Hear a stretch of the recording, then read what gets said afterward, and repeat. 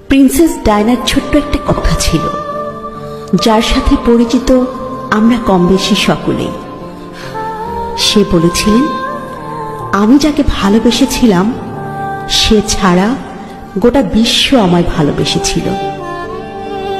সৌন্দর্য, ব্যক্তিত্ব কিংবা আভিজাত্য কোনো কিছু দিয়েই প্রিন্সেস ডায়নাকে পেছনে ফেলবার মতো কেউ তার মৃত্যুর এত বছর পরও আসেনি। অথচ তার স্বামীও তাকে ঘরে রেখে আসক্ত হয়েছিল পরনারীতে, যার শেষটা হয়েছিল তাদের বিবাহ বিচ্ছেদ দিয়ে। তোমরা অনেকেই বলো না, গুছিয়ে না চললে, নিজেকে সাজিয়ে না রাখলে পুরুষ হাতছাড়া হয়ে যায়। আসলে এটা পুরোপুরি মিথ্যে, বুঝলে?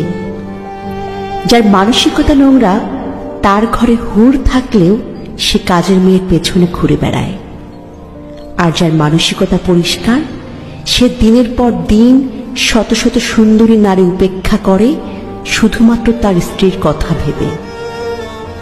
বেঈমানদের কোনো কারণ লাগে না বেঈমানি করার জন্য, তাদের আগাগোড়া পুরোটাই নোংরামিতে ভরা। তাদের কাছ থেকে ভালো কিছু আশা করাটাই ভুল।